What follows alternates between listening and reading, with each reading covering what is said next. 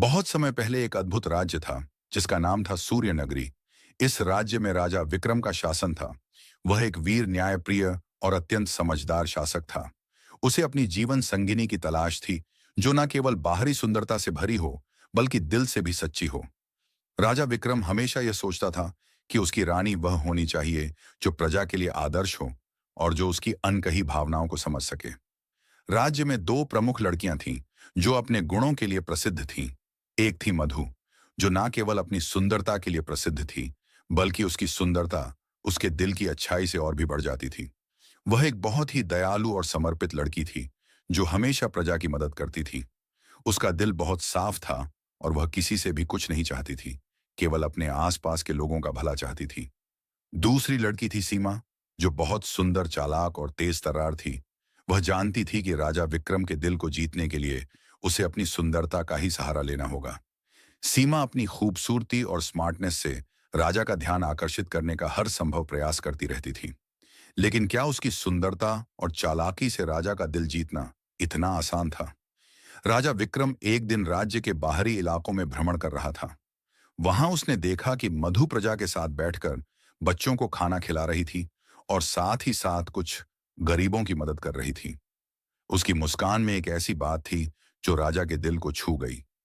वह न केवल सुंदर थी बल्कि अपने दिल की अच्छाई से उसने प्रजा के बीच एक अलग ही स्थान बना लिया था। उसकी मुस्कान और दयालुता ने राजा विक्रम को आकर्षित किया। लेकिन उसने यह भी सोचा, क्या वह सिर्फ सुंदर है या उसकी अच्छाई में भी कोई खास बात है? राजा ने देखा कि मधु की सुंदरता सिर्फ उसके चेहरे तक सीमित नहीं थी, बल्कि उसके हर कार्य में, उसकी बातों में और उसकी सोच में एक गहरी अच्छाई थी। राजा विक्रम को यह महसूस हुआ कि एक रानी को सिर्फ सुंदर होना ही नहीं चाहिए, बल्कि दिल से भी नेक होना चाहिए। अब राजा विक्रम ने सीमा से भी मिलने का निर्णय लिया। सीमा बहुत ही चालाक और सुंदर लड़की थी और वह जानती थी कि राजा का ध्यान सिर्फ बाहरी सुंदरता से ही आकर्षित किया जा सकता है। वह राजा के पास गई और बोली, राजा साहब, आपकी महानता और वीरता के बारे में सुनते हुए मेरी आंखें भी आपसे प्रभावित हो गई हैं। आपकी ताकत और आपकी सुंदरता ऐसी है कि केवल आप जैसे व्यक्ति के पास ही मेरी जैसी लड़की हो सकती है। राजा विक्रम ने सीमा की बातों को ध्यान से सुना, लेकिन उसने तुरंत समझ लिया कि सीमा अपनी सुंदरता और चतुराई का इस्तेमाल केवल राजा को आकर्षित करने के लिए कर रही थी। राजा को यह महसूस हुआ कि यदि एक रानी केवल अपने रूप और चालाकी के लिए चुनावी हो, तो वह हमेशा एक वास्तविक रानी नहीं हो सकती। राजा विक्रम ने यह तय किया कि उसे न केवल सुंदरता बल्कि दिल की अच्छाई भी देखनी चाहिए। उसने फिर एक और कदम उठाया और प्रजा में एक सवाल पूछा, क्या मधु सच में उतनी साधारण लड़की है जितना वह दिखती है? क्या उसकी अच्छाई और सच्चाई में कोई गहराई है?